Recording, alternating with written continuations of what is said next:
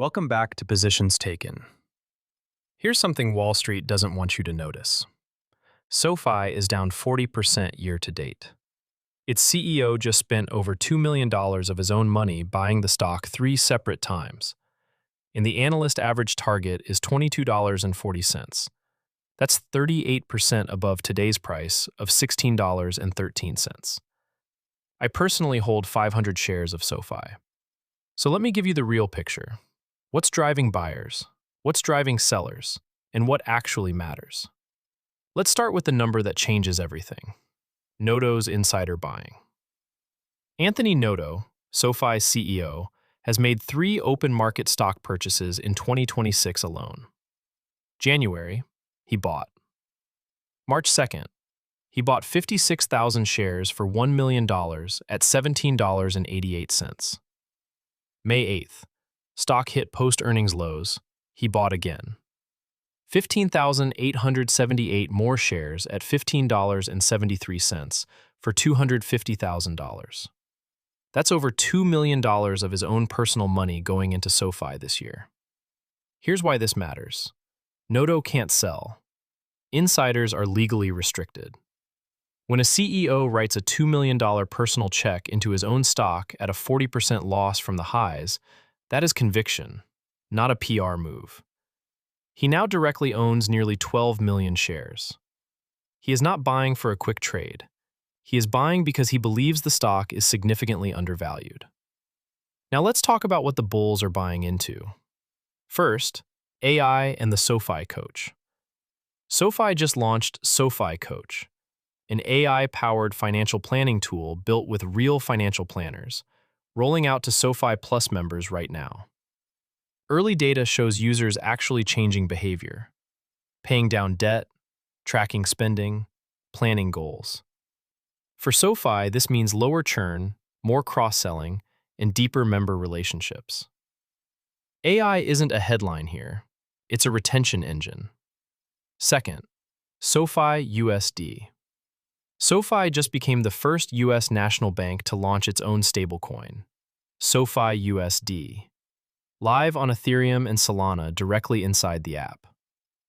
15 million members can now buy, hold, convert, and pay with it. This is not a crypto gimmick. This is SoFi embedding itself into the financial settlement layer, a multi-trillion-dollar market. Third, S&P 500 inclusion. SoFi just hit 10 consecutive quarters of GAAP profitability. Market cap is $20 billion, above the $18 billion threshold for S&P inclusion. Prediction markets give it a 10% chance this quarter.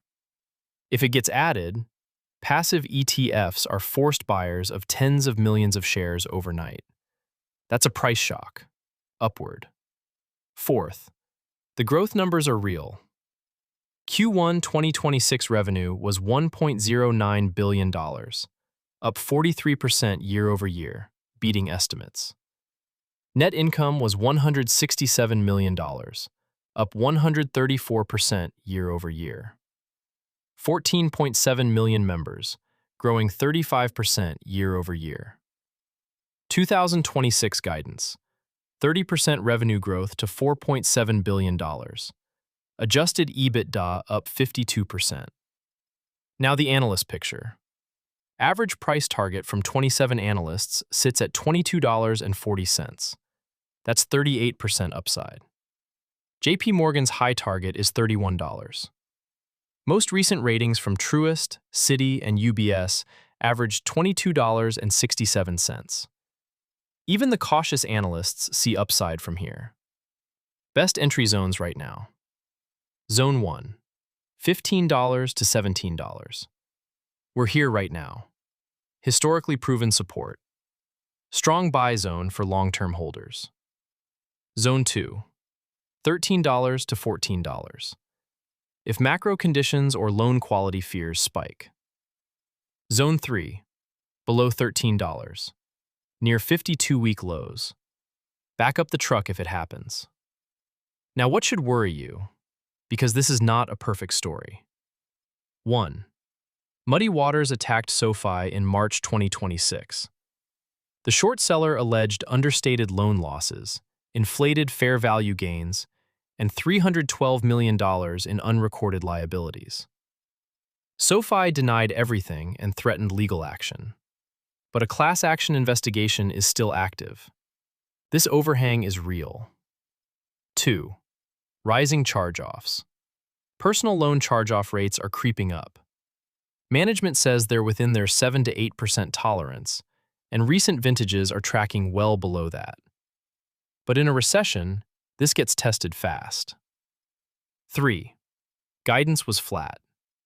Even with a Q1 beat, SoFi kept full-year guidance unchanged and warned Q2 would be softer. That disappointed the market and is part of why the stock dropped 7% in one day after earnings. So here's where I stand with my 500 shares. I'm holding and I'm watching $13 as my ad zone. The bull case is real. AI, stablecoin, S&P 500 inclusion, a CEO betting $2 million of his own money. The bear case is also real. Short seller allegations, rising charge-offs, and flat guidance. But here's the simple truth. A profitable, growing fintech bank with 15 million members, 43% revenue growth, and a CEO buying aggressively at $16 is not a stock you throw away. It's a stock you hold and watch. Hit subscribe for weekly updates on my real positions. Drop a comment. Are you holding SoFi or did you sell? See you in the next one.